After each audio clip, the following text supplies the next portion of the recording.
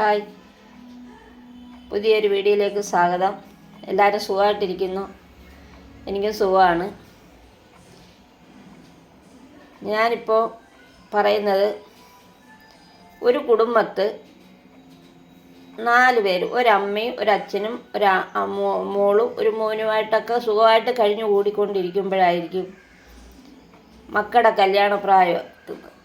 അങ്ങനെ മോളെ കല്യാണം കഴിച്ച് അത് കഴിയുമ്പോൾ മോൻ പെണ്ണ് കെട്ടി ഒക്കെ വന്നു കഴിയും. കഷ്ടിച്ച് 1 മാസം അവിടെ സന്തോഷപരമായിട്ട് ജീവിക്കും. പൊതുവേ നടന്നു വരുന്ന സംഭവമാണ് ഞാനീ പറയുന്നത്. അത് കഴിയുമ്പം ചില വീട്ടിൽ നിന്ന് ചില പെണ്ണുങ്ങൾ വന്നു കഴിയുമ്പം അവരുടെ മാത്രം സ്വന്തം ഭർത്താവ് വീടും കൂടും എല്ലാം അവരുടേതാണെന്നുള്ള ഒരു അഹംഭാവവും തുങ്ങലും വെച്ച് അവിടെ ഓരോ പ്രശ്നങ്ങളുണ്ടാക്കി ആ കുടുംബത്ത് ചിലപ്പോൾ വഴക്ക് തുടങ്ങുന്നത്. അല്ലെങ്കിൽ ഈ മക്കളുടെ അതുവരെ കിട്ടിക്കൊണ്ടിരുന്ന ആദായം കുറഞ്ഞു വരുമ്പോൾ അമ്മായിയമ്മമാർക്ക് പ്രശ്നം തുടങ്ങും. അങ്ങനെ ഈ ഒരേ കുടുംബത്ത് പ്രശ്നങ്ങൾ ഉണ്ടാകുന്നത്. പെണ്ണ് കെട്ടി കഴിയുമ്പം മക്കളുടെ ആദായം മുഴുക്ക കിട്ടണമെന്ന് വെച്ചാൽ നടക്കുന്ന കാര്യമല്ല. അവർ മാതാപിതാക്കൾക്ക് കൊടുക്കണ്ടെന്ന് പറഞ്ഞാൽ അവരെ നോക്കേണ്ട കടമ മക്കൾക്കുള്ളതാണ്. മാതാപിതാക്കളെ നോക്കേണ്ട കടമ മക്കൾക്കുള്ളതാണ്. എന്നാലും അവരുടെ കുടുംബം അവർക്ക് നോക്കണ്ടേ.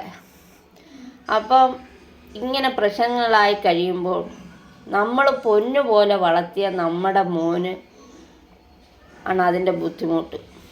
അവൻ്റെ ജീവിതം തകരുവാണ്. ഇത് ഒരു മാതാപിതാക്കളും ചിന്തിക്കുന്നില്ല. ഈ പെണ്ണ് കെട്ടിക്കൊണ്ടുവന്ന് ആദായം കുറഞ്ഞു കഴിയുമ്പം ഈ മരുമോളോടുള്ള ശത്രുതയേക്കാൾ കൂടുതലും മക്കളോട് ശത്രുത വരുക. അപ്പം അതുവരെ സ്നേഹിച്ചത് അവൻ്റെ പണത്തെ അല്ലയോ? നിങ്ങളൊന്ന് ആലോചിച്ച് നോക്കിയേ. പണത്തെ അല്ലയോ അപ്പം സ്നേഹിച്ചേ? അല്ല, നമ്മുടെ മക്കൾ നമ്മുടെ മനസ്സിൽ തട്ടി നമ്മൾ സ്നേഹിക്കണം. ഒരിക്കലും ആദായത്തെ ഓർത്ത് നമ്മുടെ മക്കളെ സ്നേഹിക്കരുത്. അവർ കഴിഞ്ഞു കൂടട്ടെ. നമ്മുടെ കാലങ്ങളൊക്കെ പകുതിയോളമായി. അവരായിനും ജീവിക്കണ്ടേ. അവർക്ക് മക്കളായി അവരുടെ കുടുംബമായിട്ട് അവർ സന്തോഷത്തോടെ ജീവിച്ചെങ്കിലേ ആ കൊച്ചുമക്കൾക്കും ഒരു സന്തോഷം കിട്ടത്തുള്ളൂ. ഇത് നമ്മുടെ വീട്ടിൽ പ്രശ്നങ്ങളില്ലാത്തവരാരുമില്ല. എല്ലാ വീട്ടിലും പ്രശ്നങ്ങളുണ്ട്, വഴക്കുണ്ട്, എല്ലാം ഉണ്ട്. എല്ലാവർക്കും പ്രശ്നമുണ്ട്. പ്രശ്നമില്ലാത്തവർ ഒറ്റ കുഞ്ഞുങ്ങളില്ല. ചില വീട്ടിലത് പുറത്തറിയത്തില്ല. ചില വീട്ടിലത് പുറത്തറിയും, കേസാവും, വഴക്കാവും. ഈ കേസും വഴക്കും പ്രശ്നങ്ങളും നാട്ടുകാരും അറിയുമ്പോൾ നമ്മളെ അത്രയും ആളുകൾ വിലയിരുത്തത്തുള്ളൂ. അതേസമയം നമ്മൾ നമ്മുടെ മക്കളോട് വഴക്കിട്ട് നാട്ടുകാരെ അറിയിച്ചാൽ നമ്മുടെ മക്കളെ നാട്ടുകാർ വെറും പുല്ല് പോലെ കണക്കാക്കത്തുള്ളൂ. നമ്മൾ പിന്നെ എന്തിനാ കഷ്ടപ്പെട്ടവരെ വളർത്തുന്നത്? ഇത് തിരിച്ച് മക്കളും നമ്മുടെ മാതാപിതാക്കളോട് ചെയ്യണം. ഇലയെന്ന് മുള്ള വീണാലും മുള്ളി എന്ന് ഇല വീണാലും ഇലയ്ക്കാ കേടെന്ന് പറയാൻ രണ്ടും കണക്കാണ്. അതുകൊണ്ട് എല്ലാവരും ഒരു വിട്ടുവീഴ്ച ചെയ്യാമെങ്കിൽ നമ്മുടെ കുടുംബം സന്തോഷകരമായി മുന്നോട്ട് പോകും. അല്ലാതെ ഒരാൾ തന്നെ കഴിയണം. ഇതെല്ലാം നടത്തുന്നെങ്കിലും ഒരാൾ വിചാരിച്ചാൽ ഇത് കുടുംബം മുന്നോട്ട് പോവാം.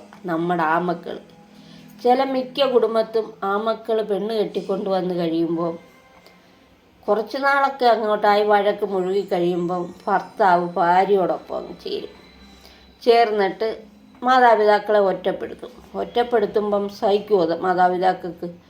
അവരത്രയും കഷ്ടപ്പെട്ട് വളർത്തി കൊണ്ടുവന്ന മാതാപിതാക്കൾക്ക് സഹിക്കുമോ? സഹിക്കത്തില്ല. അപ്പോഴാണ് ഇത് പ്രശ്നങ്ങളാകും, കേസാവും, വഴക്കാവും, എല്ലാവും. പിന്നെ നമ്മൾ ജന്മം കൊടുത്തത് കൊണ്ട് മാത്രം മക്കളാകത്തില്ല. ആത്മാർത്ഥമായിട്ട് അവരെ സ്നേഹിക്കണം. അവർക്കൊക്കുന്ന സഹായം നമ്മൾ ചെയ്തു കൊടുക്കണം. നമ്മുടെ കൊച്ചുമക്കളെ സ്നേഹിക്കണം.